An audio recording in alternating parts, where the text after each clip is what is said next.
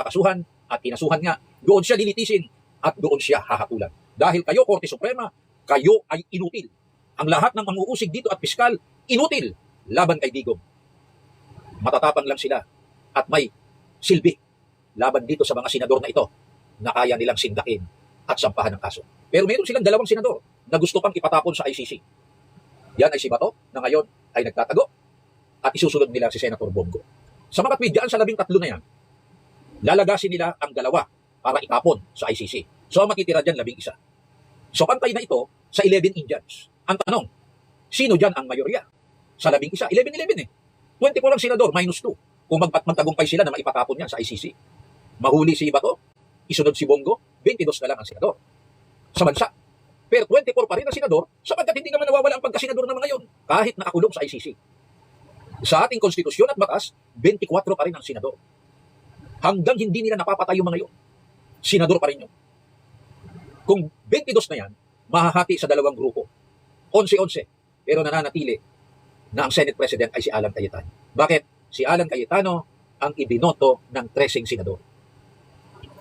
Ulitin ko ha, kahit hindi umaatin si Bato sa sesyon o maipatapon silang dalawa ni Bongo sa ICC, nananatili silang senador. So 24, hindi nga lamang sila makaka-attend, dalawang grupo ng tig-11 ng mga senador. Pero nananatili na ang Senate President ay si Alan Cayetano. Ngayon sa 11 na yan, na matitira na mayorya, na ang Pangulo ng Senado ay si Alan Cayetano, meron pa silang lalagasin na amin. Paano nila ito lalagasin? May mga nakasampang kaso sa mga bilyar. Either takutin yan at bumaliktad, at tingin ko ay wala ng planong bumaliktad, nakahanda ng magsakripisyo yan. Sabi nga ni Camille Villar, sa ating 13, hindi ko sukat akalain ng isang anak ng bilyonaryo, ni Manny Villar. Magandang babae, may pinag-aralan, may negosyo, senador, ay makapagsasalita ng may buong paninindigan. Dito sa ating 13, nagsakripisyo na si Bato ng kanyang buhay. Mas masahol pa kay Judas kapag sa ating 13 ay may naghudas pa. Kaya tingin ko dyan sa magkapatid na Villar, ang paglipat nila sa mayorya o bagong mayorya at pagpili kay Alan Cayetano bilang Pangulo ng Senado ay isang pahayag ng paninindigan. Gawin nyo na ang gusto sa amin. Ang gusto nyo sa amin. Mananatili kaming papanig sa taong bayan. At sasabihin ko sa inyo, mayroong dalawang dahilan kung bakit sila umabot sa ganoong desisyon, ang magkapatid na Villar. So kung yung 6, malalagas nila ang magkapatid na Villar at makasuhan ng walang piyansa, 4 ang lalagasin pa nila. Chis Escudero at gayon din naman, ito sinasabi na si Jinggoy. Puro plunder yan. Ewan natin kung magbibigay ng piyansa ang Sandigan Bayan. Inuunahan na nga ni Tulfo tsaka ng ombudsman eh. Tandaan natin ha, si Tulfo, Erwin Tulfo yung senador. Wala siyang pakialam sa ombudsman na nagsampa ng kaso. Wala siya pakialam sa Sandigan Bayan sapagkat ang Sandigan Bayan bilang hukuman ay dapat neutral. Pero inuunahan nila, sinasakal nila ang ating mga huwes sa Sandigan Bayan. Pagsampa namin ng kaso, kahit hindi nyo basahin yan, maglabas kayo ng warrant, ipa-aresto, ikulong ng walang piyansa. Yan ang kanilang gustong sabihin. Elson Kilat, Cecil De La Rosa, at over there in Hong Kong, good morning, Ate Hilera. Okay. Pag naipakulong nila yan si Chis Escudero at si Jinggoy, isa pa sa kanilang pinagbabantaan, Joel Villanueva. So ilan na yan? 5. At ang pang-anim dyan ay si Senador Marcoleta. Tandaan nyo, ang kaso ng mga yan ay non-bailable, yung isinasampa nila. Bahala ng Sandigan Bayan kung maglalabas ng warrant at kung ipa-aresto mga yan ay papayagang magpiyansa. Kung sila ay papayagang magpiyansa, makaka-attend sila sa Senado. Kung hindi sila bibigyan ng piyansa, nakakulong sila, hindi sila makaka-attend ng sesyon. Kaya ang matitira na lamang doon ay 5 senador. Kung hindi ako nagkakamali. Cayetano, Ligarda, Amy Marcos at Robin Padilla. At may banta pa sila kay Robin. Pero kahit kasuhan nila si Robin ng obstruction of justice, sapagkat ang parusa dyan ay hindi tataas sa 6 na taon, pwedeng magpiyansa si Robin at makaka-attend pa rin ng sesyon. Yan. Dahil ang bintang nila kay Robin, tinulungan daw si Bato para makatakas. Ang isang nakatakas, ginawa naman siyang warrant mula dito sa alin ng hukuman. At yung warrant ng ICC, pinagtatalunan pa yun sa Korte Suprema. Walang sinasabi ang Korte Suprema, sige, arestuhin nyo na si Bato.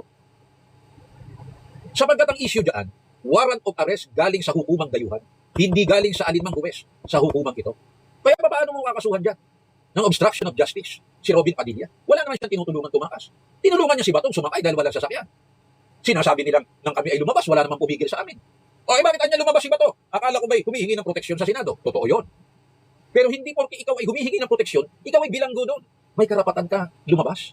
Dahil kalayaan ng sino mang Pilipino na pumunta sa alinmang lugar na gusto niyang puntahan. Malibang siya'y pinipigil ng hukuman. May pagpipigil ba ang hukumang lokal ay Bato? na pumunta sa alinmang lugar na gusto niya sa Pilipinas? Wala. Di ba? Bakit lumabas si Bato? Sabi niya, tatai ako. Ay, makulit ang media. Saan po kayo pupunta, sir? Tatai nga ako. Eh, bakit niya hindi sa loob tumae si Bato? Anong pakialam mo naman doon sa tao kung saan niya gusto tumae? Di ba? Wala bang karapatang tumae ang tao sa lugar na gusto niya?